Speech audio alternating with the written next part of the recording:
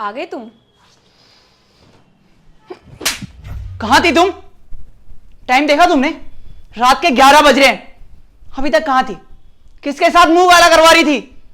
शायद तुमने नया यार बना लिया ना, उसी के साथ घूम रही थी ना। अब कुछ बोलोगी या मौन धारण करके खड़ी हो जाओगी?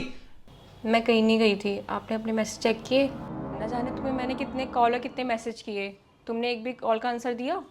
मैंने व्हाट्सएप पे आपको कई सारे मैसेज भी किए, लेकिन आपने उनमें से कोई सा भी जवाब नहीं दिया। और आपको पता है कि मम्मी की तबीयत ख़राब हो गई है। और अभिषेक, रात को आप भी तो ऑफिस से 1-1 बजे तक आते हो। मैंने तो आपके कैरेक्टर पे कभी उंगली नहीं उठाई, और आज आप मुझ पे क्यों उठा रहे हो? आ गए आप? रात के 1 बज रहा है, कम से कम मुझे मैसेज करके जवाब तो दे देते आप।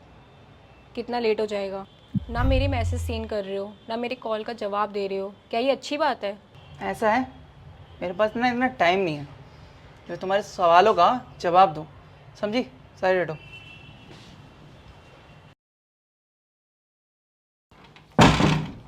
मैं आपसे बात कर रही हूँ, सुन तो लो।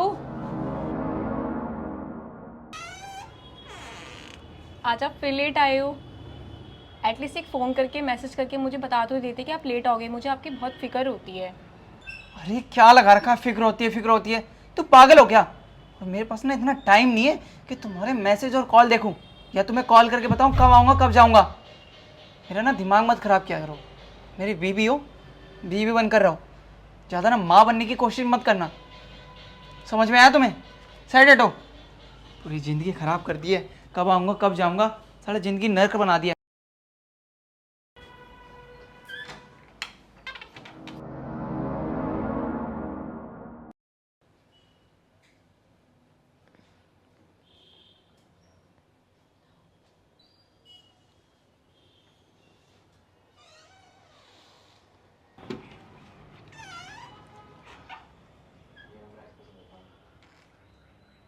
आ गए आप?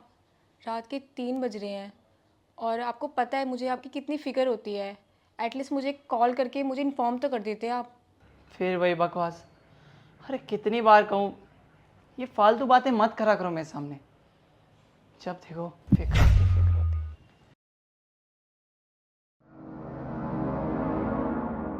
आज आपने मेरे पर उंगली उठाई, वो मेरे कैरेक्टर के ऊपर। आपको पता है मैं क्यों लेट हुई? क्योंकि मैं मम्मी को हॉस्पिटल लेके गई थी, इसी वजह से मैं लेट हो गई। मैंने आपको कई कॉल और कई मैसेज किए, लेकिन उनमें से आपने कोई भी जवाब नहीं दिया, और लास्ट में मुझे खुद ही मम्मी को लेके जाना पड़ा। और वहाँ जाके देखा कि मम्मी की तबीयत बहुत ख़राब थी, उनसे कोई काम नहीं हो रहा था। मैंने वहाँ जाके सारा काम किया, मम्मी को हॉस्पिटल ले गई, मेडिसिन दिलाई, और फिर मैंने मम्मी को बोला कि आप घर चलिए, बट इन्होंने मेरी एक भी नहीं सुनी। इसी वजह से मैं लेट हो गई। और आपने मुझसे ये तक नहीं पूछा कि मैं कहाँ थी, कैसी थी, क्या कर रही थी, और आपने मुझे थप्पड़ मार दिया। और आपका मन नहीं भरा तो फिर आपने मेरे कैरेक्टर पे उंगली उठा दी। अभिषेक, मैं तुम्हें धोखा नहीं दे रही हूँ। ना मैं किसी के साथ बाहर गई थी, और ना ही मेरा किसी के साथ चक्कर चल रहा है। आपको पता है आप में और मुझ में क्या फ़र्क है?